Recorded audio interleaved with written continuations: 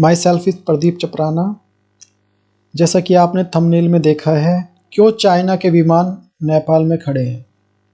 ऐसा क्या हुआ जो चाइना इतना बड़ा देश है, फर्स्ट नंबर पे रसिया, सेकंड पे कनाडा और थर्ड पे चाइना आता है एरिया के हिसाब से, और 95 नंबर पे नेपाल आता है।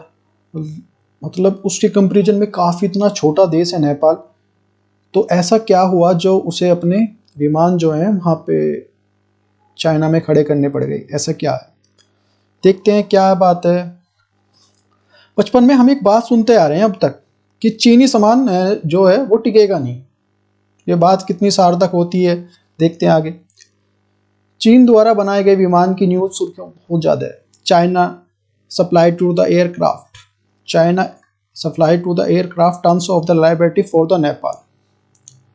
जो चाइना है, ये है चाइना, ठीक है ना, इसने नेपाल को कुछ एयरक्राफ्ट दिए। उसके बारे में नेपाल के लिए जो दिए गए थे नेपाल को, ये चाइना ने जो ये विमान दिए थे, ये जिम्मेदारी बन गए, इनके कुछ फ़ायदा नहीं हो रहा। 2011 में चाइना ने अपने एयरक्राफ्ट बेचने स्टार्ट किए थे।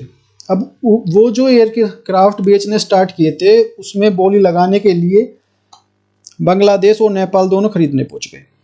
विमान का नाम क्या था? विमान जो थे MH-60S और Y-12S थे।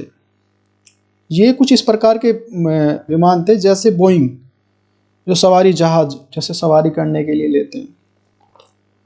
अब बांग्लादेश ने बाकायदा चीन को भी, जो बांग्लादेश ने बाकायदा चीन से इन्हें पहले देखा, समझा और भाई टेस्टिंग भी ली, भाई कि ये सही है। फिर बांग्लादेश ने बोल दिया कि नहीं, इसकी क्वालिटी अच्छी नहीं है। वहीं दूसरी ओर जो है नेपाल को उस टाइम लग रहा था कि नहीं, चाइना उसका बहुत अच्छा मित्र है, उसके ठीक है। तो चाइना ने ये जो विमान है इसके लिए एग्री बोल दिया। Aviations of industry of corporation China, AOIC ने, और ये जो विमान है इसको नेपाल को चेप दिए। ये decide to the ground, Nepal alliance decided to ground the Chinese aircraft for goods and cuts the losses. जैसा कि देख पा रहे हैं, ये खड़े हैं, चाइना के हैं ये, और उसकी धरती पे खड़े हैं, ये नेपाल की धरती पे। क्यों खड़े हैं? ऐसा रिपोर्ट में कहा गया है कि चाइना ने इन विमानों को खरीदने के लिए उसको विवश किया, नेपाल को उस पर दबाव बनाया है कि अगर तुम ये हमारे से इस तरह ये जो विमान नहीं लोगे तो हम तुम्हारे संबंध अच्छे नहीं रहेंगे, और संबंध को आगे चलाने के लिए और अच्छे बनाने के लिए तुम्हें ये विमान लेने होंगे। अब देखते हैं आगे क्या होता है। इसमें नेपाल गवर्नमेंट की अपेक्षा थी कि भाई ठीक है, हमें 6 विमान पैसे देंगे, और जैसे गाजर मूली के साथ धनिया फ्री मिल जाता है, वैसे नेपाल हमें 2 विमान फ्री में दे देगा। लेकिन चीन की गवर्नमेंट ने मना कर दिया, चीन ने, कि नहीं, हम जैसा है ऐसे इस तरह की जो कोई हमारी कंडीशन नहीं थी कि 2 देने वाली, और आपको सभी के पेमेंट करना होगा। अब बोझ भी, अब नेपाल में जो ये विमान है इतने ज़्यादा इसको भारी पड़ गए हैं कि इसके पास इंश्योरेंस के पैसे तक नहीं है। अब ये विमान जो खड़े हुए हैं, जो विराजमान है, हालत ऐसी है कि नेपाल की एविएशन कंपनी के इनके विराजमान विमान को रखने के लिए प्रतिदिन, मतलब एक दिन, $1061 खर्च करने पड़ रहे हैं, और मेंटेनेंस के नाम पे नेपाल एयरलाइंस ने इन्हें खड़ना पड़ रहा है। अभी तक 43 मिलियन जो है नेपाली रुपए इनकी पार्किंग और इंश्योरेंस पे खर्च हो चुका, जो फ्री में ही हो रहा है, इससे कोई मतलब नहीं है। ये जैसे न्यूज़ देख पा रहे हैं, जैसे ये पिक है नेपाल की, नेपाल एयरलाइंस, ये जो है चाइना के हैं और नेपाल में खड़े हैं। जैसे ये देख रहे हो, ये जो पिक है,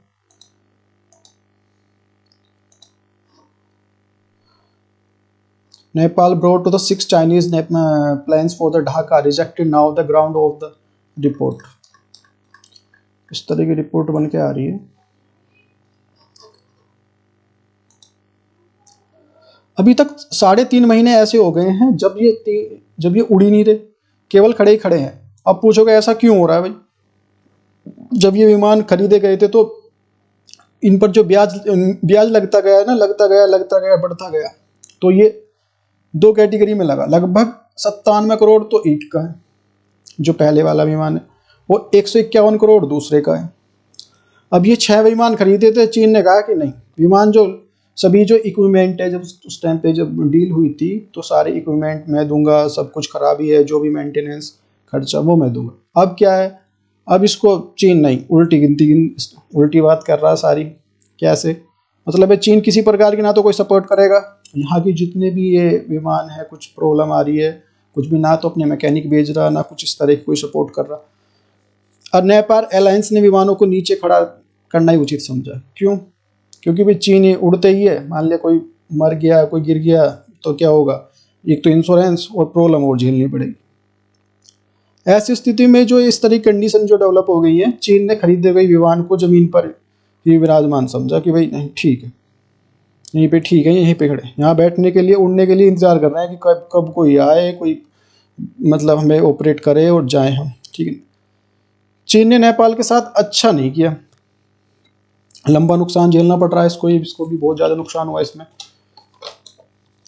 अब ये नेपाल की बात ही नहीं है, ये बहुत सारे ऐसी इंसिडेंट बहुत सारे पैदा हो चुके हैं इन दिनों में, जिनके साथ नेपाल ने कुछ दुनिया में बहुत सारे देश हैं जिनके साथ चीनी नेपाल के बहुत सारे जो माल के साथ बहुत ज़्यादा डिफ़ॉल्ट पाया गया है। चीनी का तो हमको पता ही है, जैसे चाइनीज़, अभी चाइना में तो बहुत सारा प्रोडक्ट बंद है, जैसे चाइनीज़ झालर दीपावली के टाइम पे देख सकते हैं, और भी चीज़ें हैं, यहाँ तक कि टिकटॉक और भी बहुत सारे ऐप्स भी बंद हो गए। खैर मतलब ये है कि ये माल चल नहीं पाएंगे। जैसे ही चाइना बहुत सारे देशों के साथ जैसे अपने मिलिट्री इक्विपमेंट बेचे हैं, जैसे किस किस के पास, चाइना ने ये बांग्लादेश के साथ इसको बेच दिए हैं, यहाँ पे देख पा रहे हैं जैसे कि मैप में, ठीक है।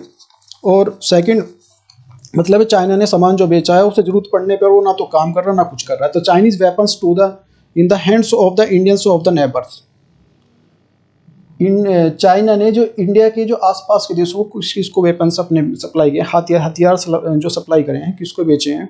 मतलब बांग्लादेश ने 2 मिलियन यूएस डॉलर के तो चाइनीज वेपन्स जो परचेज किए थे बांग्लादेश ने, वो सब जंग लग गए, उन पर कुछ काम नहीं हो रहा। म्यांमार ने भी, ये ना मेरा म्यांमार ने भी खरीदे चाइना से यहाँ से, और इसने भी, वो भी काम नहीं कर रहे। MH60 प्लान्स जो ओवरऑल जो वेस्टेज के रूप में निकला सब कुछ म्यांमार का भी।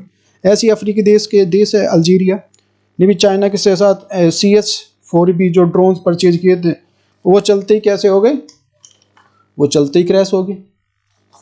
अब ये सारी बात जो निकल के आ रही है लगातार, जो चाइना जो ऐसे प्रोडक्ट की रिपोर्ट आती जा रही है, चाइना में अभी सामान जो बेचा जा रहा है, तो US की स्टेट डेवलपमेंट डिपार्टमेंट ने सभी देशों को अवेयर किया है, अगर चाइनीज मिलिट्री वेपन्स खरीद रहे हैं तो लो क्वालिटी के हैं, पर इनसे अवेयर रहें, बाद में पता चले कि आपका पैसा भी गया और सब कुछ गया। इंडिया वाले तो खैर अवेयर हैं पहले से, उनको तो पता है, शायद उन तक ये जो बात है ना पहुंची हो कि चाइनीज है माल तो ज़्यादा चलेगा नहीं। मेरा यहाँ समझाने का उद्देश्य ये नहीं है कि नेपाल के साथ बुरा हो रहा है या इस तरह का ये। अब देखने वाली बात यह है कि नेपाल के साथ दुनिया के बहुत सारे देश हैं जिनके चीन के हथियार परचेज कर रहे हैं, जो चीनी हथियार या एयरक्राफ्ट परचेज कर रहे हैं। चीन दुनिया के ऐसी इमेज रखता था जो मतलब केवल बाय करता था, मतलब खरीदारी करता था। जैसे अभी देखा जो कंपनी है जो चीन स्टील, जो स्टील इंडिया से बहुत ज़्यादा परचेज करता था, लेता था, रॉ मटेरियल बहुत लेता है, तो वो इतने सारे देशों में अपना सामान भी बना के आज बेच रहा है। वो अलग बात है कि अमेरिका ने इनको जो सामान बेचने पे अब इसको क्या गलत प्रूव कर रहा है कि नहीं, ये ठीक नहीं है। Thank you for listening. मेरे को बताइए कि कैसा लगा ये सेशन। अब आवाज़ ठीक है, एक्चुअली पहले आवाज़ माइक की प्रॉब्लम थी। और वीडियो को लाइक करें, शेयर करें।